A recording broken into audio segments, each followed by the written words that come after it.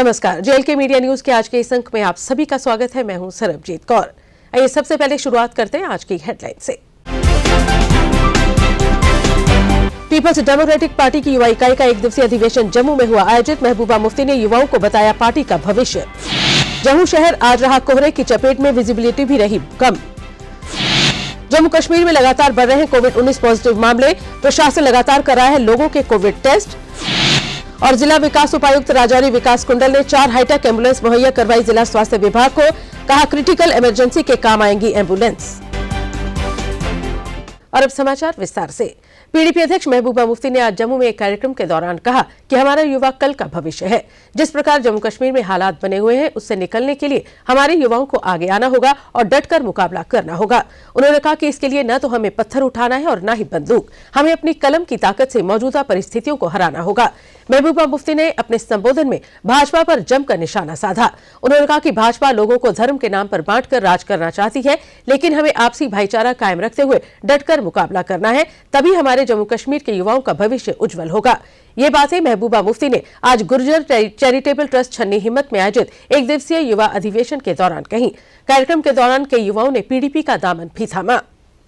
मैंने देखा है, चाहे जम्मू हो चाहे कश्मीर हो, सबसे ज्यादा जो मुश्किल हालात है वो आप लोगों के तबके के लिए होते हैं। जब मैं कश्मीर में थी 96 में इलेक्शन लड़ा, तो अगर किसी कश्मीरी इलाके में, किसी आम इलाके में कोई प्रॉब्लम होती थी तो शोर मचता था।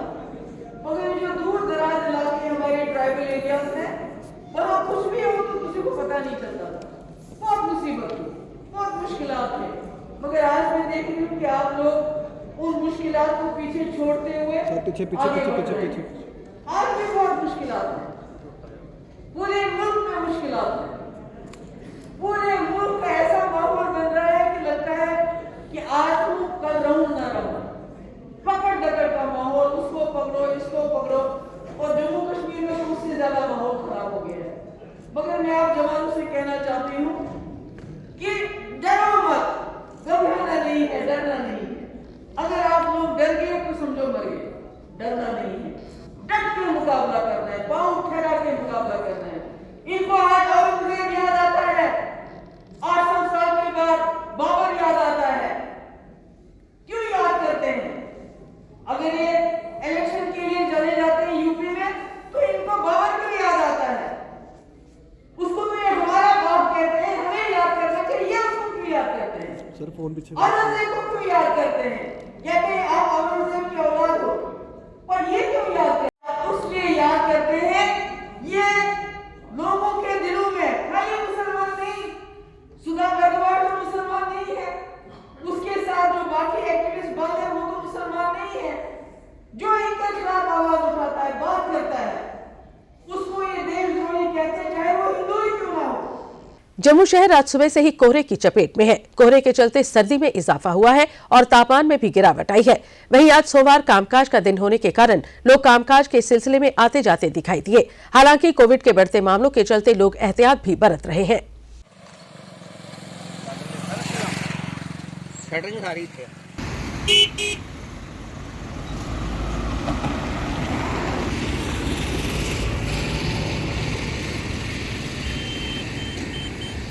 जिला किश्तवाड़ में भी कोविड के मामले लगातार बढ़ रहे हैं, जिसको देखते हुए मेडिकल सुपरिटेंडेंट जिला अस्पताल किश्तवाड़ डॉक्टर परवेज इकबाल ने लोगों से अपील की है कि वे कोविड SOPs का पालन करें और मास्क का इस्तेमाल लगातार करें।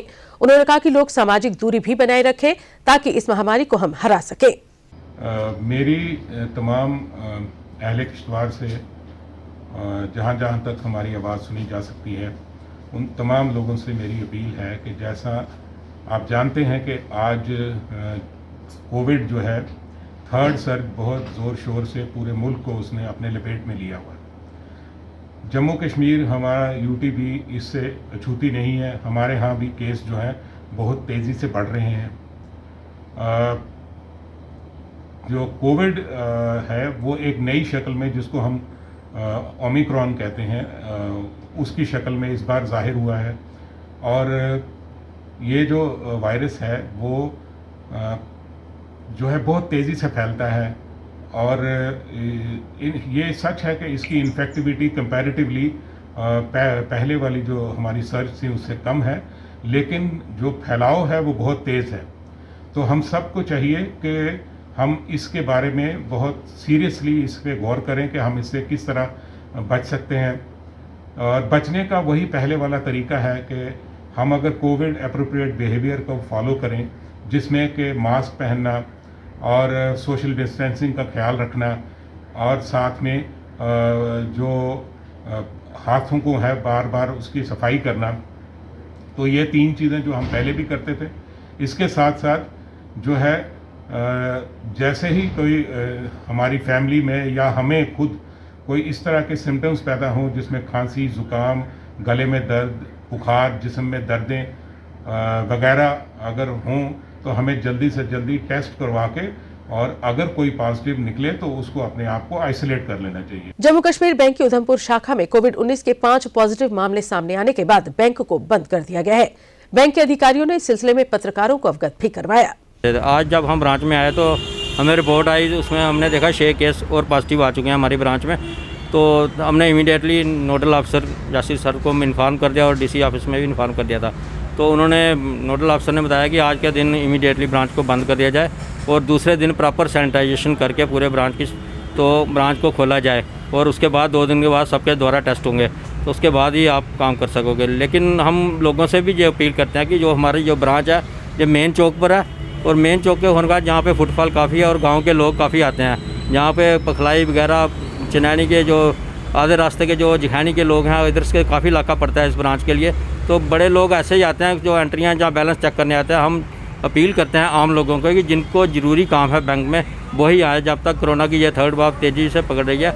हमने कल भी देखा कि डीसी मैडम ने भी लोगों को अपील कर रही थी, जगह जगह नाके भी लगवाए थे और हर एक को फर्क है बिना मतलब के बाहर नहीं निकला जाए। बिश्नाह तहसील कार्यालय के परिसर में आज लोगों के कोविड टेस्ट हुए। वहीं तहसील कार्यालय में काम करने वाले कर्मचारियों के भी टेस्ट स्वास्थ्य विभाग द्वारा किए गए और लोगों को हिदायत दी गई कि वे कोविड महामारी के चलते प्रशासन द्वारा लगाई गई पाबंदियों का पालन करें। इस मौके पर बीएमओ बिश्नाह ने विस्तार से जानकारी भी मुहैया करवाई।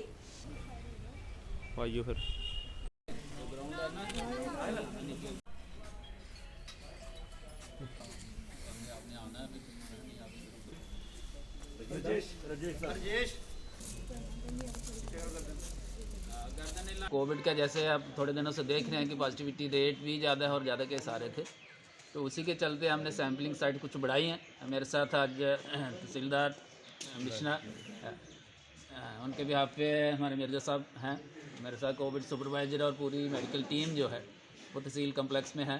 तो जितने भी यहाँ ऑफिस हैं बारी बारी हम चाहते हैं कि उनकी स्क्रीनिंग की जाए। जहाँ पे ज़्यादा लोगों का फुटफॉल है तो वहाँ लोगों को ज़्यादा दिक्कत आ रही है। तो ये जो वायरस है नया जो ओमिक्रॉन है उसका भी खतरा है हमें और इसकी ट्रांसमिसिबिलिटी जो बहुत ज़्यादा है। तो हम चाहते हैं कि ज़्यादा से ज़्यादा लोगों की टेस्टिंग करें, जो भी कोई कोविड पॉजिटिव आता है उसकी आइसोलेशन करें, उसका प्रॉपर काउंसलिंग करके उनकी ट्रीटमेंट की जाए।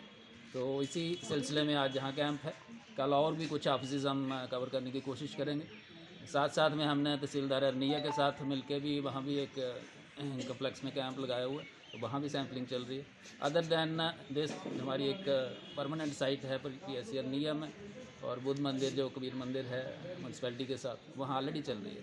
तो ये सिलसिला आगे जारी रहेगा।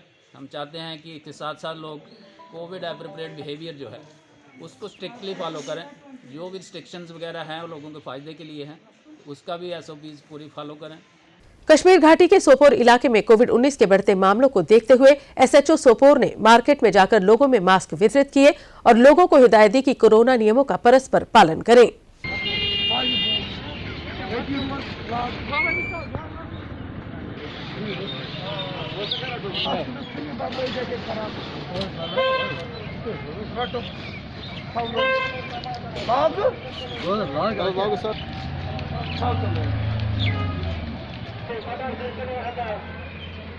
जिला विकास उपायुक्त राजौरी विकास कुंडल ने आज 4 हाईटेक एम्बुलेंस को हरी झंडी दिखाई और उन्हें स्वास्थ्य विभाग राजौरी के हवाले किया।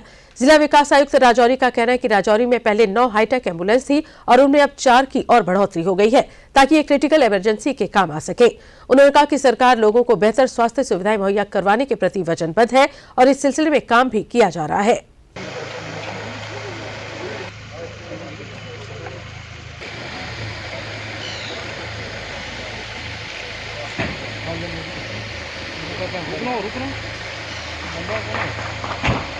की बात है कि हमारे डिस्ट्रिक्ट में पहले 9 एम्बुलेंस थी जो एक्सीडेंट विक्टिम्स को हॉस्पिटल पे ले जाने में मदद करती थी। आज मैंने और एसपी साहब ने 4 नई एम्बुलेंसेस को और हरी झंडी दिखाई है। अब डिस्ट्रिक्ट में पूरी 13 एम्बुलेंसेज हो गई जो क्रिटिकल इमरजेंसीज को उनके जो पेशेंट हैं उनको हॉस्पिटल में ले जाने में मदद करेगी। और मैं मेडिकल सप्लाईज कॉर्पोरेशन लिमिटेड को भी बधाई देना चाहूँगा, NHM को भी बधाई देना चाहूँगा और वर्ल्ड बैंक को भी बधाई देना चाहूँगा कि उनके एफर्ट्स के साथ ये एम्बुलेंसेज हमें इस क्रिटिकल टाइम में, जिस समय हमारी जो पूरी यूटी है एक हेल्थ इमरजेंसी से गुजर रही है, उस टाइम पे हमें इन्होंने ये एम्बुलेंसेज मुहैया कराई है। Thank you. NHM एम्प्लॉयज ने डोडा में एक प्रेस कॉन्फ्रेंस को संबोधित किया जिसमें उन्होंने सरकार से मांग की कि उनके लिए जॉब पॉलिसी फ्रेम की जाए। उन्होंने कहा कि उनकी नौकरी को पक्का करने के लिए जरूरी कदम उठाए जाए। NHM कर्मचारियों का कहना है कि कोविड के दौरान भी वो अपने कर्तव्य का पालन करने से पीछे नहीं रहे, मगर सरकार उनकी समस्याओं को हल करने में विफल रही है। उन्होंने सरकार से मांग की है कि उनकी तनख्वाह भी बढ़ाई जाए। कि पिछले अरसा 15-20 सालों से नेशनल हेल्थ मिशन के कर्मचारी जो हैं, एम्प्लॉयज़ जो हैं, मुलाजमीन जो हैं, वो महकमा सेहत में अपनी सर्विसेज दे रहे हैं, लेकिन अभी तक 15 साल गुजर जाने के बाद भी अभी भी कोई भी गवर्नमेंट की तरफ से, चाहे हम पिछली रिजाइम्स की बात करें या मौजूदा सरकार की बात करें, अभी तक हमारे हक में कोई भी एक जॉब पॉलिसी जो है फॉर्मुलेट नहीं की गई है। तो उसी को देखते हुए आज हम यहाँ पे एक प्रेस कॉन्फ्रेंस करने का जो हमने इनकार किया है, तो उसकी गर्ज गाइड यही है। और जैसा कि आप जानते हैं कि पिछले 15 सालों से हम अपनी रेंडर्ड एक सर्विसेज दे रहे हैं इस महकमे में, लेकिन गवर्नमेंट ने अभी तक हमारे बारे में कोई भी जॉब सिक्योरिटी की हम बात करें, वो हमारे हक में अभी तक उन्होंने कोई भी एक हतमी फैसला नहीं लिया है।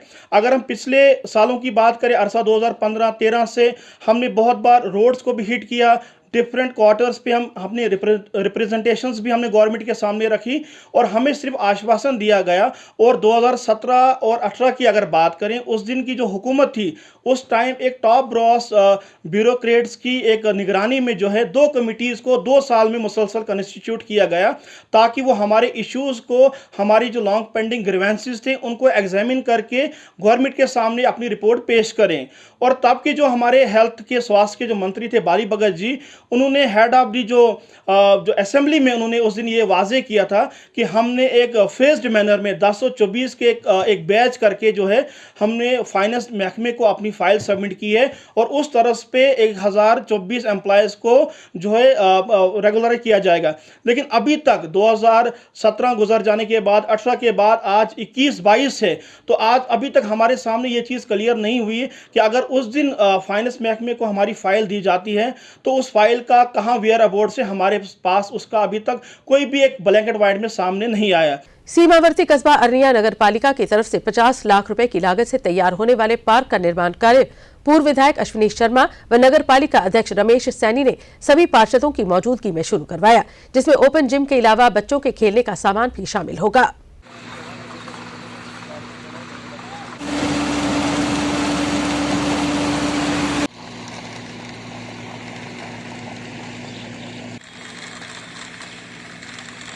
आज रनिया टाउन के लिए बड़ी हर्ष की बात है कि बड़े देर से जो हमारा जो पार्क का काम किसी वजह से नहीं शुरू हो रहा था, आज इसकी इनॉग्रेशन की है। हमने इनॉग्रेशन किया है म्यूनसिपल कमेटी की तरफ से चेयरमैन रमेश सैनी, हमारे वार्ड मेंबर नरेश जी और जहाँ के वार्ड नंबर 5 के वार्ड मेंबर कलाश चंद्र सैनी जी। और मैं सभी लोगों को अपनी तरफ से हार्दिक शुभकामना बधाई देता हूँ।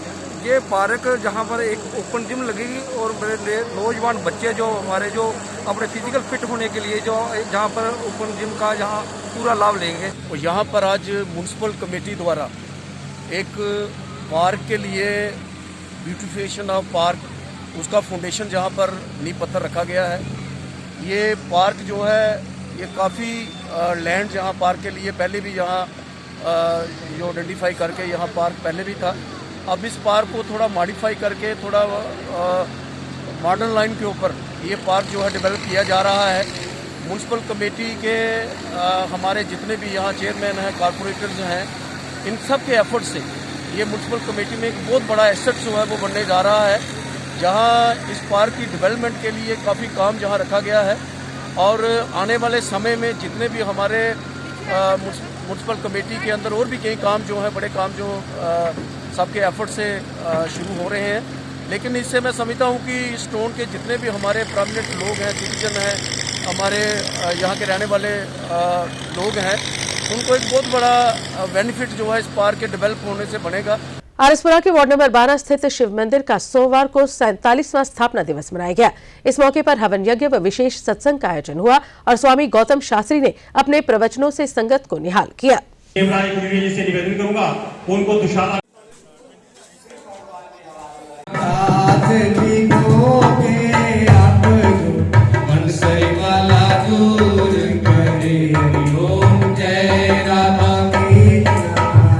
सैंतालीसवां मूर्ति स्थापना दिवस हमारे शिव मंदिर में जो मनाया गया, तो पिछले 47 सालों में हमारे शिव मंदिर में हमारे बुजुर्गों के द्वारा जो नींव रखी गई थी, जो स्थापना की गई थी, तो आज 47 सालों के बाद हमारे शिवनगर में मंदिर निर्माण का कार्य भी चल रहा है। तो आज ये जो मूर्ति स्थापना दिवस जो है उस तरह से नहीं मनाया गया जिस तरह से मनाया जाता है, क्योंकि कोविड नियमों का हम पालन करते हुए तो बहुत ही कम संख्या में और लोगों में जागरूकता लाते हुए कि कोविड का भी ख्याल रखना है, उसके ख्याल रखते हुए हम जो है इस यज्ञ को हम कर रहे हैं। मूर्ति स्थापना दिवस में यज्ञ भंडारा जो चल रहा है। तो नगर पालिका अरनिया के अध्यक्ष रमेश सैनी ने सभी पार्षदों की मौजूदगी में अरनिया शमशान घाट में लाखों रुपए के निर्माण कार्य शुरू करवाए। रमेश सैनी ने कहा कि अंतिम संस्कार के समय शव यात्रा ले जाते वक्त लोगों को चबूतरा न होने के कारण मुश्किलों का सामना करना पड़ता था, जिस कारण चबूतरे के निर्माण के काम को शुरू करवाया गया है।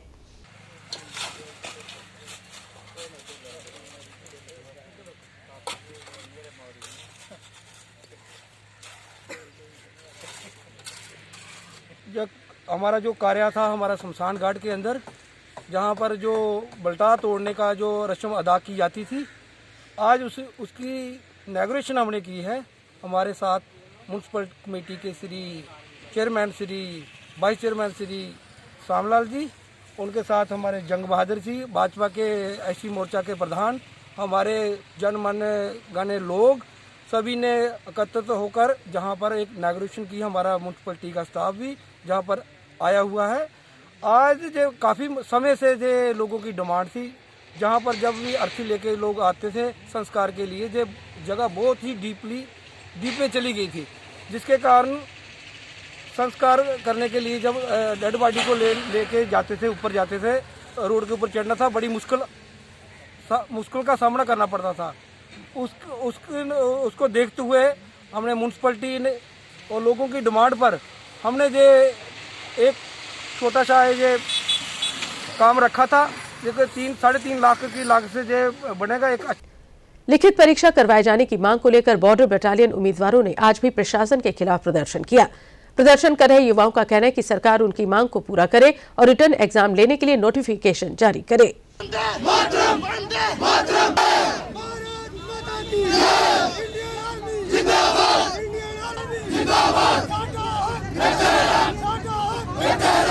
सर 3 साल हो गया। 3 साल पहले सर हमने फॉर्म फिल किए थे, फिर 2 साल बाद सर इसकी भर्ती की गई। सर 2021 में भर्ती की गई फरवरी मार्च में। तो सर अभी सर 2022 चल रहा है। सर 2021 से लेके अब तक सर उन्होंने 8 से 9 बार सर हमारा एग्ज़ाम कैंसिल कर दिया गया। सर हर बार बोलते हैं कि आपका एग्ज़ाम अब होगा, इस मंथ में होगा, इस मंथ में होगा। सर डेट निकालते, कभी बोलते हैं कोविड, कभी बाढ़ आ जाती है, तो कभी सर कुछ।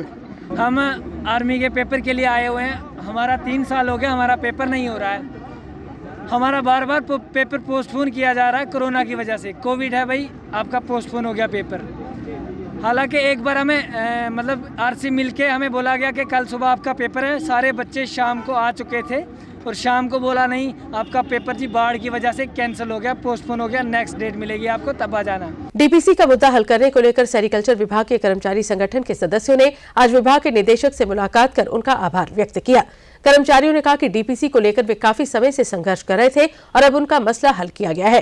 कर्मचारियों ने कहा कि उनकी मांगों को पूरा किया गया है। यहाँ पे डायरेक्टर साहब का शुक्रिया अदा करने आए हैं।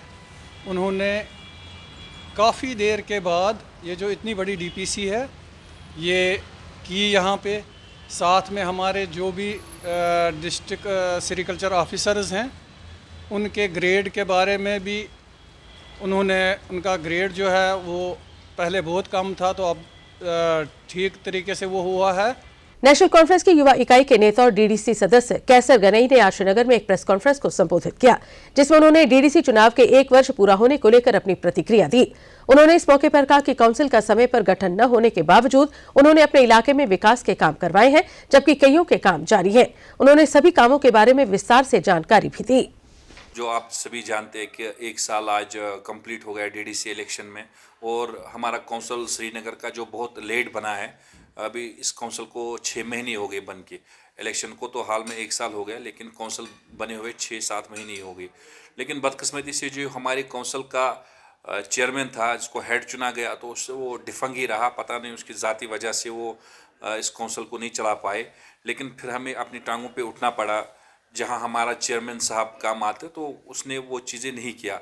लेकिन मैं हाल ही में अपने एलजी साहब को शुक्रगुजार हूँ मैं उसका बहुत ज़्यादा, क्योंकि हमारे इलाके के जो 15-20 साल से हमारे काम जो रुके हुए थे, वो मतलब हमारे इलाके का एक ख़ास मुद्दा था, जो जहाँ सभी युवा मतलब उसको चाहते थे, हमारे नौजवान लोग उसको चाहते थे कि हमारा प्लेग्राउंड 10-15 साल से वो बहुत बड़ी डिमांड थी जो नहीं हुआ था। तो मैं अपने डिस्ट्रिक्ट एडमिनिस्ट्रेशन को भी आपके माध्यम से शुक्रिया कहना चाहता हूं कि मैं जब उनके पास गया हाल ही में, जो मैंने उनके पास काम लिया, तो वो मुझे बहुत जल्दी हुआ।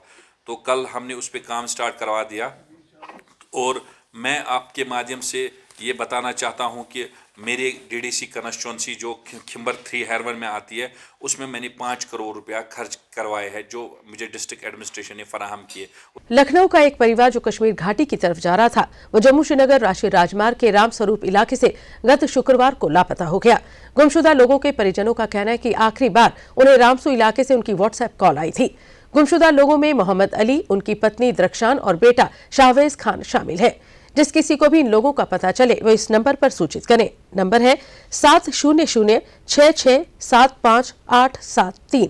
नंबर एक बार फिर सुन लें, 70066758873। Sir secretary NGO Banihal volunteer organisation कल एक फेसबुक और व्हाट्सएप चैनल पर एक न्यूज़ गर्दिश कर रही थी कि यूपी स्टेट के एक डिस्ट्रिक्ट लखनऊ से की एक फैमिली जिनका ताल्लुक़ था वो श्रीनगर की तरफ जा रहे थे। तो फिर हमारी सुबह बात हो गई थी, जिन्होंने फेसबुक चैनल पर इस न्यूज़ को चढ़ाया था। उनका कहना था कि ये लखनऊ से बाई ट्रेन जम्मू पहुंच गए थे और जम्मू में इन्होंने किसी लाइट व्हीकल का इस्तेमाल किया था और इनको श्रीनगर घूमने जाना था। फिर मेरी सुबह बात SHO रामसू से हुई। उनका कहना था कि हम भी सर्च ऑपरेशन जारी करेंगे, तो उनका सर्च ऑपरेशन भी आज दिन भर जारी रहा। और अब अंत में मुख्य समाचार एक बार फिर। पीपल्स डेमोक्रेटिक पार्टी की युवा इकाई का 1 दिवसीय अधिवेशन जम्मू में हुआ आयोजित। महबूबा मुफ्ती ने युवाओं को बताया पार्टी का भविष्य। जम्मू शहर आज रहा कोहरे की चपेट में, विजिबिलिटी भी रही कम। जम्मू कश्मीर में लगातार बढ़ रहे हैं कोविड-19 पॉजिटिव मामले। प्रशासन लगातार कर रहा है लोगों के कोविड टेस्ट।